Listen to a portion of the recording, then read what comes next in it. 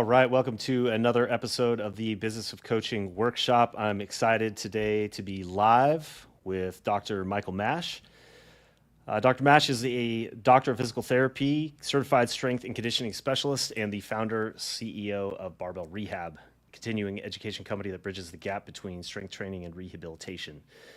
From his beginnings as a high school baseball player to becoming a leading expert in integrating barbell with training rehab, Dr. Mash has made it his life's mission to help people overcome pain and stay lifting. Early in his career, he worked with older adults, teaching countless seniors how to squat, deadlift, and press to improve their strength and longevity.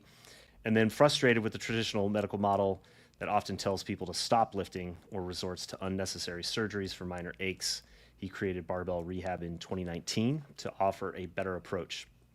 Since then, his team has taught over 140 live courses by my count, maybe it's more by now, worldwide, including at Kabuki Strength, Under Armour HQ, and Onnit Gym, educating more than 2,800 coaches and clinicians on keeping clients training safely through pain.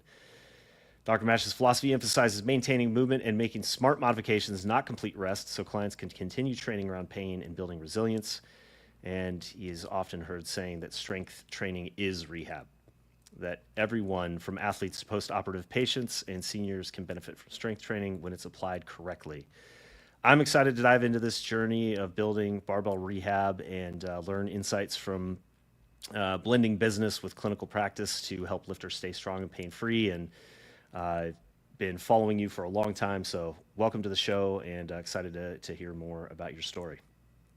Thanks for inviting me on, Andrew. I'm excited to see where the show goes. That was a great intro, pretty much covers all aspects of things. But yeah, let's see what we get into. So going back to the beginning, sort of the origin story, you started as a DPT and worked mostly with older adults early on. Yeah, so I got my DPT in 2016. Started treating immediately full-time at a hospital outpatient facility. So it was like a building right next to the hospital. So I was routinely seeing a lot of post-operative, like knee replacements, hip replacements, shoulder surgeries, and deconditioned older adults. And basically at the time, I've always had this vision for barbell rehab. And at the time I was like, does this really kind of match up with my career goal here? And at the time I didn't think so. But now that I look back and I realize, oh my gosh, you've helped so many older adults like learn how to find entry points into strength training. And it absolutely did have an effect. And it was a positive on my career just to be able to get older folks squatting, hinging, right? Maybe it's as simple as pressing overhead with a 5-pound dumbbell, right? We start somewhere and we build from there. What, from your personal experiences growing up and your early career, inspired you to found Barbell Rehab? Yeah, so I was a high school baseball pitcher so that was way back in 2007. And I remember I was still as tall as I was now, so about 6 feet, but I was about 80 pounds lighter. So I was super tall and super lanky, 130 pounds, 6 foot. And I wanted to throw harder. That was the initial goal. I was a freshman and I wanted to learn how to throw harder. And I was fortunate enough to have like a very strength forward athletic trainer at our school. And I'll never forget that day where I told him, I was like, I want to throw harder. And he said, okay, let's go in the weight room. And he had me set up a barbell in a rack just below knee height. And he said, this is a rack pull. And we're going to put a 45-pound plate on each side. And I want you to just stand up with it. And I said, this is going to help me throw harder? And he said, absolutely. Right? He didn't hand you a heavier ball to throw? No, I know. Right? So that's where I started learning like the power of just general strength, because what did we do? We did squat, hinge, press, pull, all to throw harder. And that sort of lined up with being a testosterone infused 14, 15-year-old. And next thing you know, I put 40 pounds on in a couple years and was throwing harder. And the rest was history. So I was incorporating strength very early on. And then I eventually ended up with a shoulder injury, not from strength training, but just from the nature of the kid throwing curveballs when I was 12. So I ended up with a slap tear. and a shoulder surgery in 2011. And that's when I really started to see the rehab side of things. So I've already had about 3-4 years of lifting under my belt, and now I get to see the rehab side of things. And I got to see both good and not so good rehab. And that's where I really had the idea. I was like, wow, like rehab should be more like a strength training program than a rehab program, right? You have two totally different therapists. One's giving me a band and one's telling me to lift weights. So that's where I really got into it and really got inspired to go to PT school. So this has been a long time coming. I've had the dream of running something like this ever since I've been in high school. And now What was it like going through the PT program? Now, so you were going through sort of in 2010 to 2015 kind of time frame? Yeah, like, That yeah, so I graduated 16, so I was right in that 2010 to 2015 era. it seems like there was a lot of change happening in the Exactly. physical therapy universe during that era. I remember getting into lifting kind of late 2000s. PTs were sort of the enemy of strength Yeah, and conditioning coaches because often they would say, don't move or put them onto some sort of silly long rehab program. But it now I'm seeing more and more. You were kind of at the bleeding edge, I would say. It seemed to me early in that kind of new voice of physical therapy that now seems more common. What yep. what was it like? You know, you're coming into it with that perspective on the benefit of strength training and that vision. Was that at odds with what you were learning through the program at the time, or was it kind of evolving as you were For in sure, that time? it was at odds, and it was cool because I basically got in before the Insta physio craze. I mean, I Hmm. have the handle Barbell Rehab, right? Yeah. It was available in 2016 when I started the page, and I started this in PT school when I was in my 5th clinical rotation, and I was just like, I want something more. I want a platform to be able to share my knowledge about blending and including strength in physical therapy, and we didn't get much of it in PT school. I remember asking one of our professors, like, when are we going to learn like the exercise aspect? Because we're memorizing all the different like ultrasound protocols, how to use all the different Hmm. gadgets and modalities, and memorizing post-op protocols. I said, when are we going to learn about strength training and how to do these exercises? And I remember being told, oh, you'll get that in your clinical rotations. So I was like, it's going to be the luck of the draw of where I get sent, right? Kind of deal. Hmm. So that's what kind of really inspired me to keep lifting, get my CSCS in PT school, and that's when I really started the brand Barbell Rehab. And I tried to be as loud of a voice as I could back then, just screaming from the rooftop, like, right, controversial. And yeah, I look back now and I see, wow, it's been almost 10 years, and I Yeah. think it's a lot more mainstream Yeah. for a lot of fitness forward physios in the space than it was a decade ago. Yeah, it seems that there have been a couple of big paradigm shifts that have come out since biosocial psychological model Hmm. gained steam, even though that's an old model. I think it goes back to the 70s. It seems to have picked up a lot more steam. And It then does, yeah. I'm hearing more and more PTs saying things like movement is medicine, motion is lotion. Hmm. Building their business model. We had earlier this year a PT out of Tennessee who found his business model as a strength coach was actually more profitable and effective than his PT mill job that so he Yep. kind of left and transitioned that. I'm curious though, 10 years ago, you were still like I would say bleeding edge. Where did you get the confidence to build that philosophy? I mean, was it purely from your personal experience, as a high school baseball player, or did you piece together some kind of first principles? How did Yeah. you come across this idea at a time when it was contrarian but correct that strength training itself is a form of rehab? Yeah, so I was fortunate enough to have that athletic trainer in high school already thinking that way. So Mm, my first exposure as a 15-year-old kid was that do these exercises, it's amazing. right? So, and even when my shoulder started bugging me, he was still helping me and telling me, yeah, okay, well, we just need to modify it. Instead of benching right now, we're going to switch to dumbbell benching, right? Anything that we could do to kind of find that tolerable entry point. So it was a combination of my early experience and then getting in tons and tons of reps with older adults, as well as I was a research nerd at the time too. So I was just pouring into the research, anything that I could get my hands on to have something that could back up my arguments, which at the time I felt and like knew to be true, but I was like, I just can't be out here just saying these things, right? Well, you could get away with a lot more 10 years ago. Now it's a different story, but you could pretty much say anything back then. But yeah, so I was digging into the research. I even remember for my fifth clinical rotation, did I cut out? Am I still here? Dan, are you still got video for Dr. Mash? I can still hear you, but Okay. your video dropped out. I'll just keep rolling then. Yeah. Is that good? Yeah, let's keep going, and I think Dan is still on. He can hopefully take a look at whether video needs to get going again. Where was I? I was talking about Developing back. your philosophy, building confidence. There you are, and you're back.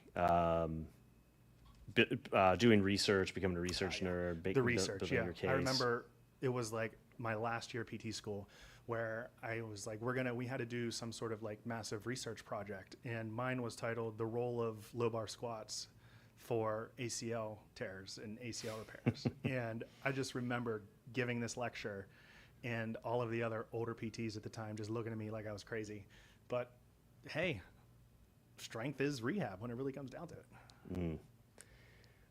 When so you've advocated introducing load day one of rehab when appropriate, like when assessing a squat or a press. Obviously at Barbell Logic, where we're our kind of origin story, we're big fans of that. But when do you feel it's important not to delay strength work, and how do you modify lifts for somebody who has pain so they can keep training? Gotcha. So basically, our only hard cutoff for like, hey, you probably aren't qualified, or qualified is not the right word. You probably shouldn't strength train right now would be like presence of red flag signs and symptoms. Like if somebody is having severe body-wide issues, like somebody shows up and they're really sick, or we need to refer them out because we think they need immediate imaging, or we suspect any kind of like sinister pathology. But I mean, that's 1% or less of cases. And once you rule that out, I load on day one. And my goal has always been like, how do we find a way to meet this person where they're at and comfortably get them strength training? Okay. And like when I first started, I was way more rigid about it, where we had like very specific templates of ways to do things. Like this is how you squat, moderate stance, light toe out, right? And we had these check boxes. And once I started realizing that's good and all for people that don't have pain, but if you do have pain, sometimes these cookie cutter ways of teaching people how to lift just don't work. So I always say, in the presence of pain, we need movement options. And it comes down to a good coach can help guide people to what movement option is best for them. So a prime example would be, let's say somebody's having knee pain and you show them how to squat. You start them in a moderate stance, slight toe out, which works for the majority of people. And they say, hey, that bothers my knee. Well, the old way would just be like, okay, we're not going to squat today. Our way is like, well, let's see if we can tinker around with this squat form to make it more comfortable. Why don't you try widening your stance and toeing out more? Suddenly people are like, oh, I feel that working the inside of my thighs more than the front of my kneecap. My knees doesn't bother me. My knee doesn't bother me anymore. So it's just like working back and forth, the coach and the client, to help guide them to something that's tolerable. And that's where we start from. So that's what it really comes down to. Like we know a squat should look a certain way within, and we want to give like a bandwidth of acceptable forms, and the odds of one of those working out for somebody are going to be good.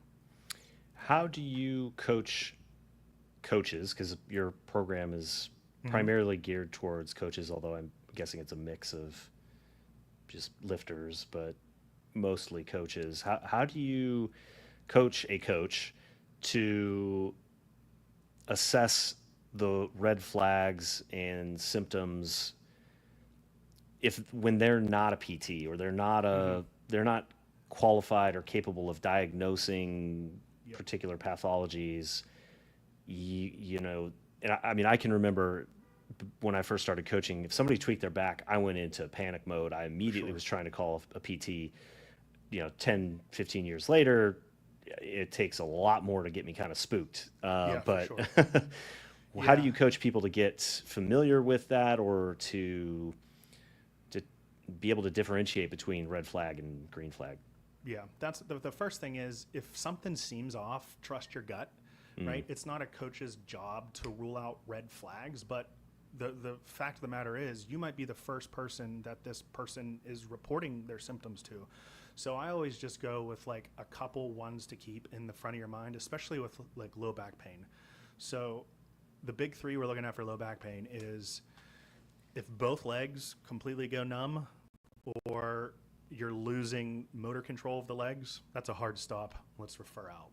If they start having bowel or bladder dysfunction, right? Inability to go to the bathroom, or they're losing control of their bowels and bladder, that's probably not a day you want to make a modification. That's probably a day that we should refer out here. And unrelenting night pain, these things that are really going to they're going to naturally raise an eyebrow in you. And if that's the case, then we should refer out.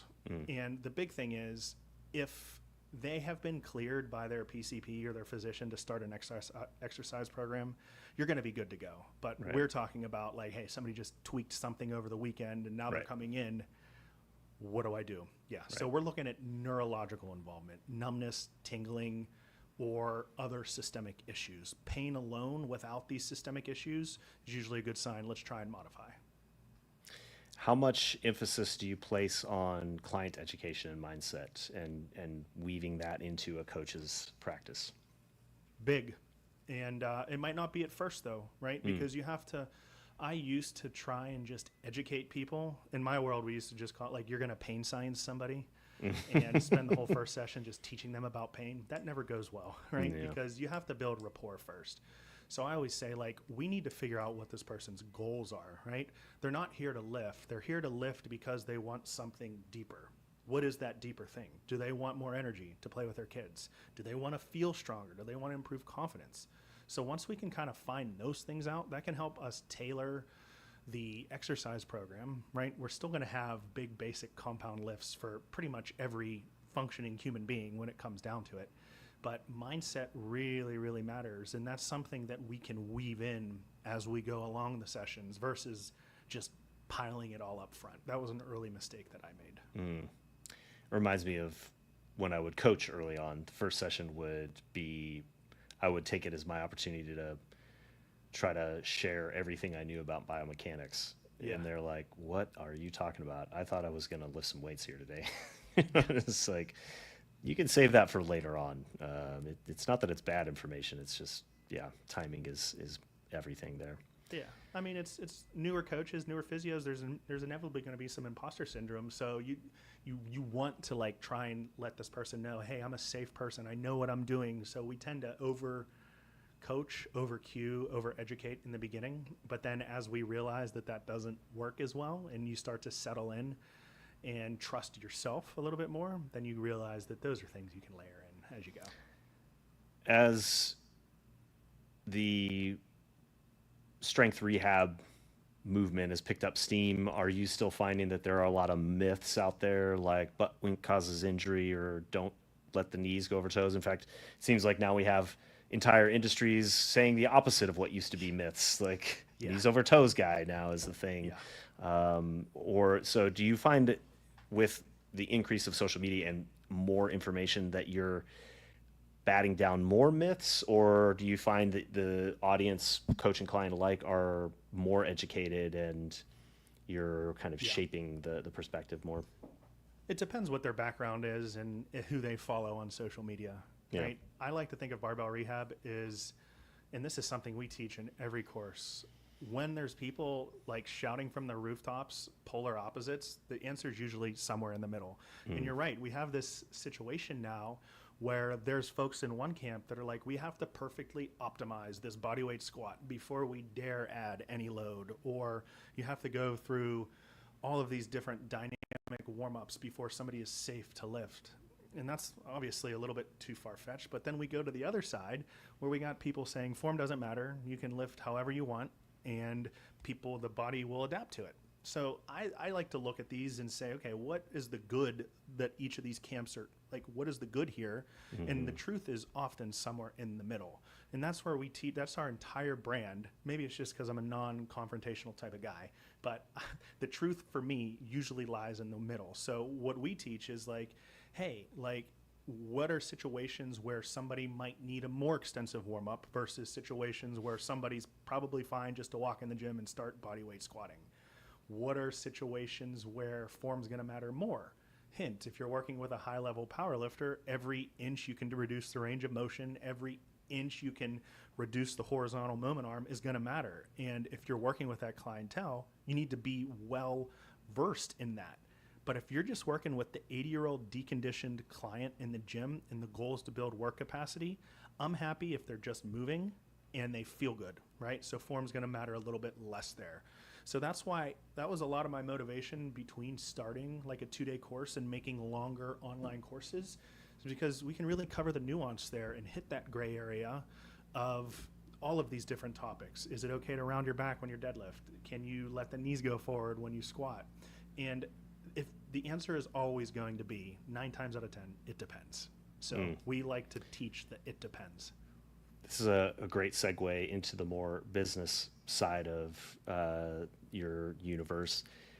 You hit on a couple of things there that I wanted to ask you about. One is that I first heard of you, and when we met earlier this year, I think I mentioned that I remember in 2020, 2021, Barbell Rehab was blowing up by Facebook, Instagram. Like it seemed like you'd been around forever. I couldn't believe you just started in 2019, because I could have sworn I'd seen Barbell Rehab stuff for like 5 or 10 years at that point. But in a world in which the extremes are the attention grabbers, how do you think about your marketing and your social media when your perspective is usually, like you said, the middle of the road? And Yeah, it seems like you get pulled towards the polar opposites to be able to stand out. Yeah, and that's an ethical thing. The reason why you probably have thought I've been around for a while is I started monetizing the brand in 2019, but I started the Instagram page in 2016. So Okay. for 3 years there, That makes sense. almost 4 years, it was just posting. I didn't know what I was doing other than I'm working full-time at this physio job and I come home and make Instagram posts. It wasn't until 19 that I decided to monetize. Okay. In the beginning, I was much more controversial, and I'll admit that, because it worked to grow a brand in the early, like in the mid 2010s. You could just be super controversial. And I've kind of stepped back from that because it's an ethical thing, right? It comes down to marketing. Like, are the hooks I'm using for my Instagram videos, are they catchy enough, but are they still ethical? That's the way I like to look at it. If I write something that makes me feel icky, well, then it's too much, right? So it has to be, you can't be at one end of the spectrum or the other. You can't just be somebody who is just all clickbait and then you don't deliver on the back end. But you also can't, you have to realize social media is a game that you got to play, right? So that's what we do. I mean, we advertise social media the hell out of our courses, right? The Barbell Rehab Method certification, come get certified, because I want people to be excited about it, because I know the product that I'm going to offer on the back end is evidence-based and is going to change the way they coach and help more people. So as long as you know that the product or the service that you're selling is helping people, then it's your duty to market it. And that was like a big shift for me, right? And a lot of coaches, I think, feel like marketing's icky or I shouldn't sell. But you need to really are you changing people's lives for the better? If the answer is yes, then it's your duty to sell it. And that's how I look at it.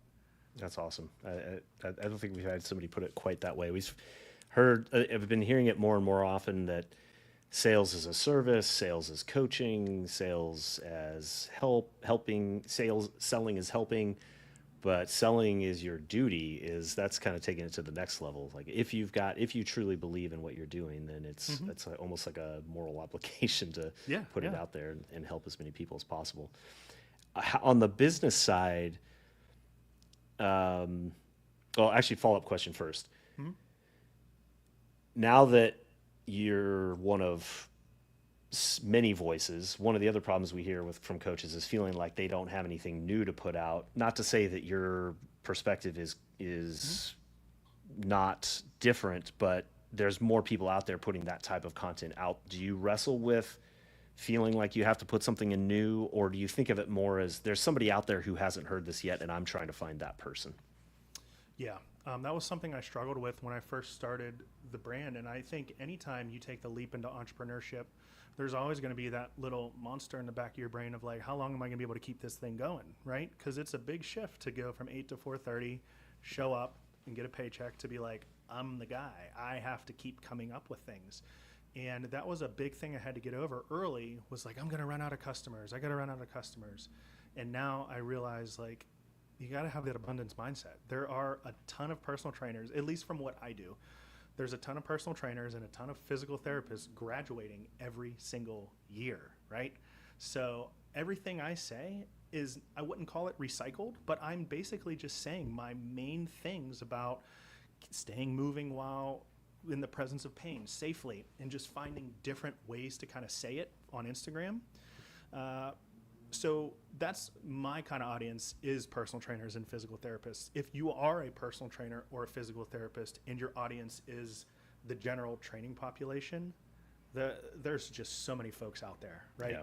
You think about it, like if you can just get 15, 20 people recurring, right? Mm-hmm. You mean to tell me you can't find 15 to 20 people out of 7 billion people in the world?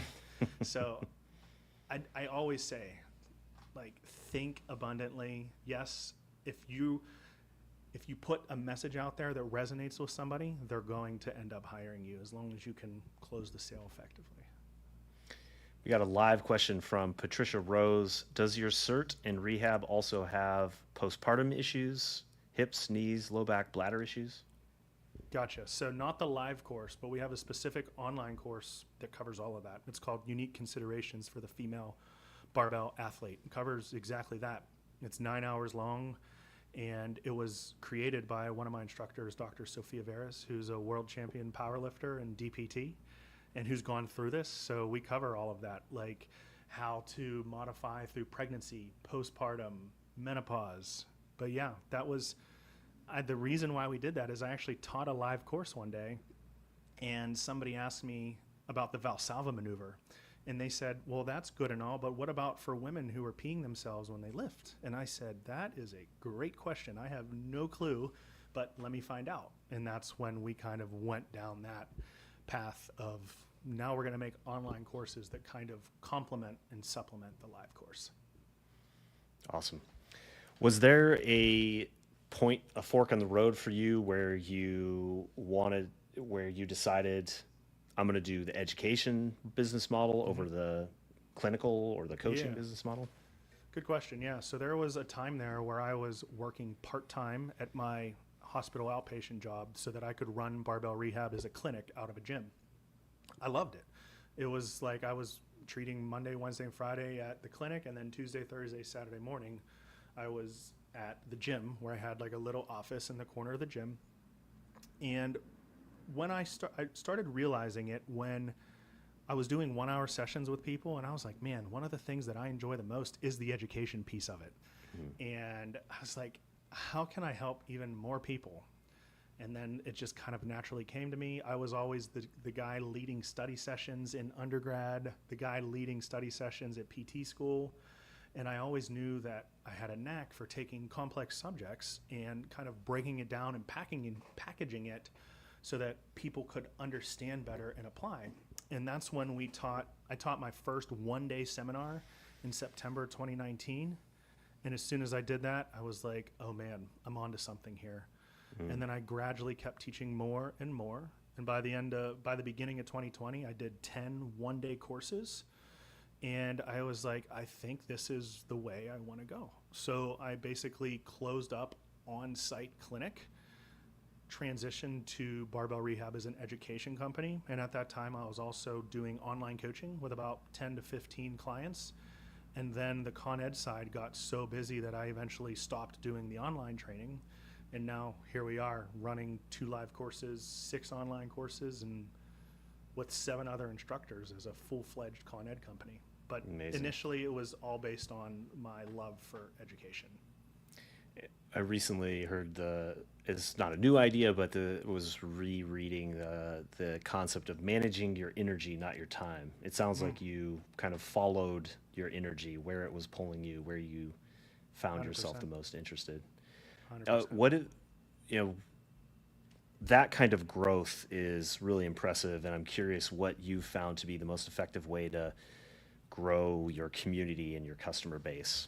Gotcha. I think it was a combination of consistency and learning how to run Facebook and Instagram ads, and like 50-50. You can't have one without the other. So eventually I just made it a point to just like, okay, I'm going to post on Instagram where my audience is 3 times a week. Like, just that's it.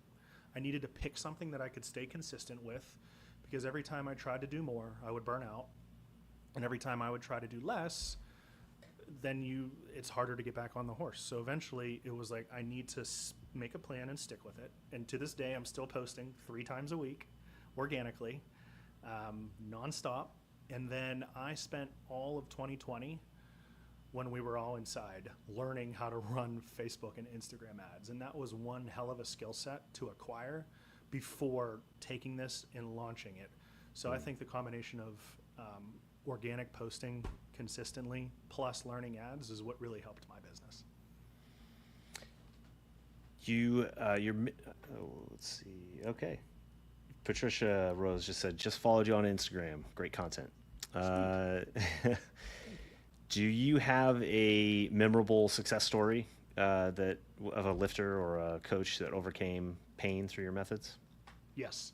So this is a prime example here of, we had somebody prepping for a powerlifting competition, and maybe 6 weeks out, they started getting hip pain during the squat. And right, they're panicking. Like, I'm starting to peak here. How am I going to perform on the platform? And I did the evaluation, and one thing that I noticed is, right before the onset of the hip pain, they widen their stance up, because they're like, I got to go wide right before the competition because I can squat more. Little did this person know that going wider without dropping the intensity, without like making like a slight back off, was enough to basically put their hip in a provocative position, and the hip became irritated from that. So basically we had to make a decision of like, well, what do we do here? Do we move the stance back in and make it pain-free, but then leave some weight on the platform? Or do we grind through pain here with the wider stance, with the potential to squat more, but also the potential to get an injury? And what happened was, we used our principles where basically step one is, let's optimize form and programming. And we settled on, okay, instead of just stopping lifting altogether, we're going to bring the stance in a little bit, right? Just enough to make it tolerable. And then from there, we added in some direct hip flexor loading just to kind of calm down that anterior hip. And then what happened was, gradually, as the fire was put out, he was able to slowly, and I'm talking like inches at a time, gradually get that stance back out to his competition stance, and was able to squat pain-free. And to some of you, that might seem like that's all you did. And the answer is, yeah, I didn't add any kind of crazy rehab gimmicks. It was finding the entry point, which squat form works for this person right now, giving them the tools to calm pain down. And that was direct hip flexor loading, making sure we had the programming dialed in, and then gradual re-exposure to their form of choosing. And that's just one story that sticks out. But there's plenty of those stories where it comes to whether it's the shoulder and we need to bench differently for a little bit, or whether it's the knee, where if we're working with a CrossFitter who's really knee dominant and we need to take out front squats and show a CrossFitter how to low bar back squat for a while, right? And to them, that may be foreign, low bar back squat for a CrossFitter, but they're able to squat pain-free, right? And then helping them gradually get back into their front squats and Olympic lifts. So, yeah. Yeah, the middle ground of the what I would call, you talked about people who talk about form doesn't matter, your body can get used to, or you know, I call it barbell nihilism.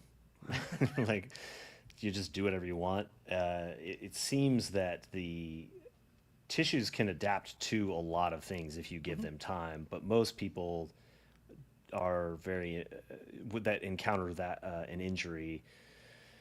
I got to be careful how I phrase this. It is common, it seems, for injuries to occur when a change is introduced without adjusting intensity to enable the tissue to adapt to what you're asking it to do now. You know, if you've been low bar squatting with a certain stance for 10 years and then expect yourself to squat to the same or more weight with a significant change in your stance or whatever how fast you're accelerating into the bottom, or how far your knees push forward, you're stressing tissue that hasn't seen that load before, Yeah. at least in that range of motion potentially. So it's being able to help a coach or sorry a client be a little bit more patient and progressively overload that tissue, which it might be getting exposed to that intensity or that range of motion in a way that it hadn't, even though you've been training for 10 years, Exactly. can And make that's a like it huge comes up difference. like the whole variety debate, like how much variety is too much. And that, again, that's the middle Right. ground, Right. right? You can't go down the whole muscle confusion rabbit hole and never progressively load and just train differently every week because you're trying to build resilience in all positions. Well, you're never at the expense of progressively loading. But then on the flip side, if all you do is squat, bench, deadlift the same way all the time with no accessory work, sure, you're going to get stronger. But then when life unexpectedly does load you in different positions, we might potentially be looking at some sort of injury risk. So there needs to be this happy medium of, I always like to say the concept of like find the client's big three, like what squat, bench, and deadlift variation is going to work best for them in the long haul, and then sprinkling in assistance work as needed based on goals. Do you have a timeline for? I know this is probably going to sound like a question that you can't really answer because it depends. But I feel like one of the biggest shifts in my mental model of training is the timeline of adaptation for different tissues. So, for example, you can see performance improvement in terms of weight on the bar from neuromuscular or muscle or just muscle adaptation in a relatively short period of time. Connective tissue seems to operate on a much longer timeline. Do you Yeah. have any? Is this No, this is a fair wacky question. theory or? Yeah, we can use the example of like a tendinopathy. Like when people come in with a cranky tendinopathy, like you're looking like at a 6-12 month thing, right? Yeah. And that's like where rehab, the traditional rehab medical model fails people, right? If somebody comes in with a cranky tendon and the therapist doesn't get them better 3 times a week for 4 weeks, and then they say it's failed physical therapy, you didn't even give it the chance to go through its natural healing process. You can't right? just scrape it with a butter knife once a week for 4 weeks. Hey, that might help with pain, but not because you're changing the tissue at all. There's all kind of other reasons why somebody's pain might decrease after that. Yeah. But yeah, tissues take time, and that's same thing if we're dealing with chronic pain. If you're talking like a Yep. sensitive nervous system, like where somebody is peripherally or centrally sensitized, chronic pain is just not going to go away in a month. And that's where I think the coach really comes into play, because just based on our medical model, physical therapists aren't going to be seeing people in the clinic under insurance for years and years and years. We're going to do the best we can with the red tape that we have. But if I can send somebody to like a strength coach who has some sort of background knowledge about injury and tissue healing and biopsychosocial model, they can help these folks take it the rest of the way. So even if it's a tendon issue, I still like to see that we're heading in the right direction within the first month. But I'm saying up front, like, hey, this is the long haul type thing here. Yeah, and nonlinear. It's like Exactly. yeah, which is tough for people to wrap their head around. Are there any surgeries? I know we talked a little bit about not treating, or at least not jumping to surgery, but are there any surgeries that you still see being useful or maybe not unavoidable, but the best Yeah. solution for clients? Yeah. So once you start to get neurological involvement with like low back pain, that's when back surgery tends to shine. So if somebody just has a really hot herniated disc that is physiologically pushing on a nerve root and is causing excruciating pain, like shooting down their leg, a lot of times surgery is like going to be warranted in those situations. So we still do recommend like microdiscectomies, where you just go in and shave away part of the disc on people that are having these peripheralized symptoms. But for somebody with just regular old back pain, like a sore back, that's where we're trying to move away from like surgery. How about the slap tear you got? Do you still see? Yeah. So that was those? something. Another example would be a shoulder, like a shoulder that is truly unstable, one that is dislocating, one that my slap tear was an example. Yeah. Those are going to be situations where you're going to need surgery, right? The last time I checked, this stat was like, if you dislocate a shoulder under the age of 20, there's a 90% chance you're going to dislocate again if you don't have surgery. So we're not here to say that surgery is not necessary. For some conditions, it is going to be the best option. We're just here saying it's overused and it's jumped to way too quickly. Gotcha. I know we're getting a little bit over time, but I've got a couple I'm really curious about. One is on continuous learning. One thing that's fascinating about your story, and I hear this from a lot of people who emerge with contrarian but correct perspectives, is that you are a continuous learner, and even you know your ideas really developed before and solidified and kind of emerged while you're getting the degree that makes you, and you know, I'm making the quote the bunny ears here, like on paper, getting that degree is what you made you qualified to have an opinion about this stuff. But your actual opinions came from what you learned on your own. I'm curious, how do you personally stay up to date, or like what drives you, and what sources do you pull from when you're? I would assume that's who you are as a person. You're constantly refining your mental model. What's your process for that? Well, a couple of things here. I mean, I wasn't trained on the biopsychosocial model of pain. I went to PT school and I came out thinking that I was going to like put people's hips back in place and derotate their spine by doing specific adjustments. And so I had a wake up call when I first came out of school, and I got into this scene and started at the time following people older and smarter than me in the biopsychosocial model. And that's when I was like, whoa, is there something here? And I kind of just went with that. And that's when I started myself back in the early or late 2016, 17, started digging in myself to the research. I was making sure I was following smart people on Instagram back then. And now, since I'm more of the business operator, I basically pay one of our instructors, Dr. Ben Geierman, to do a research roundup. So every month he pulls 2 fresh studies on topics of rehab and strength training and reviews them. And then we send it out to our email list the last Tuesday of every month. We just actually sent it out 2 days ago. And I read those. So it's pretty cool to see how it's come full circle now. I used to be the one in the trenches, like digging through it. And now I'm like, oh my gosh, Ben gets to write these and I get to read 2 new studies every month. That's making amazing. Sure that like once you step out of clinical care, because I'm no longer in clinical care, you have to make sure. I always wanted to make sure that I was still staying sharp, and that's how I do that now. That's awesome. So what's next for Barbell Rehab? Where do you see the company we've already going? kind of found what works, live and online courses. So we just launched our second live course, which is how to coach and modify the Olympic lifts.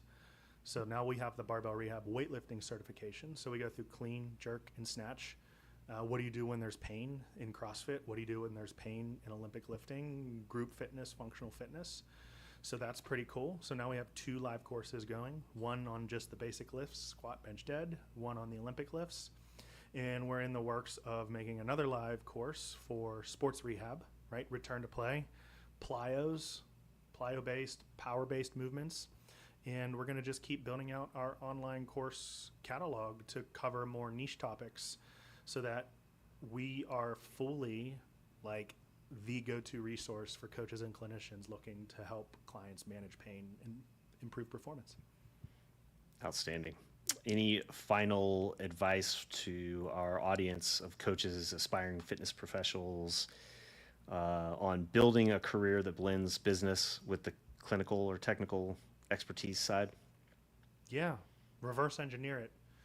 Um, if you're stuck in a job that you don't like, don't feel like you need to quit and just take the leap. Build something up on the side first, right? I feel like there's a lot of misguided advice of just like, you're never going to get to where you want to be until you quit that job, which is inevitably going to be the goal. But don't be afraid to dabble first, okay? So that's one thing from the business side of things. That's what I did, right? I was doing things on the side, running barbell rehab on the side, and that's what eventually gave me the courage to wean down to 3 times a week and then quit. 2, imposter syndrome never goes away. It never goes away. You just learn how to wrangle it and manage it a little bit better. I think it's human, and it's. I heard a quote once that said, somebody said, only the real imposters are the ones that don't have imposter syndrome. Okay, so if you're second guessing yourself, it's a totally normal human behavior, right? It just means that you really care and you want to help people. So learn to just dance and kind of rein in imposter syndrome a little bit better. And then from a coaching standpoint, don't be afraid to be more curious when somebody is in pain and going outside of strict forms and working with somebody to find something that feels good for them. The coach, in my opinion, is more of a guide than kind of like a dictator, right? So help guide people to what works best for them. Love it. Thank you, sir. And where can people find more about you or Barbell Rehab if they want to sign up for one of your courses? Yeah, so my 2 main sources are going to be Instagram, Barbell Rehab. That's where we're posting 3 times a week with free content updates, and our website, barbellrehab.com. That's where all of our courses are, and that's where our podcast is, where we kind of do this thing too and bring on other industry leaders to chat all things pain and performance. Perfect. Thank you so much for joining us. And for the audience, if you haven't registered or want to sign up for the Business of Coaching workshop, go to turnkey.coach/BOC, turnkey.coach/BOC. We'll have more guests and topics on how to be a more professional barbell coach, grow your business, get more clients, and make more money, and help more people, most importantly. I love that point. Thank you again, Dr. Mash, and looking forward to continuing to follow you and see what you guys put out. Yeah, thanks for having me on.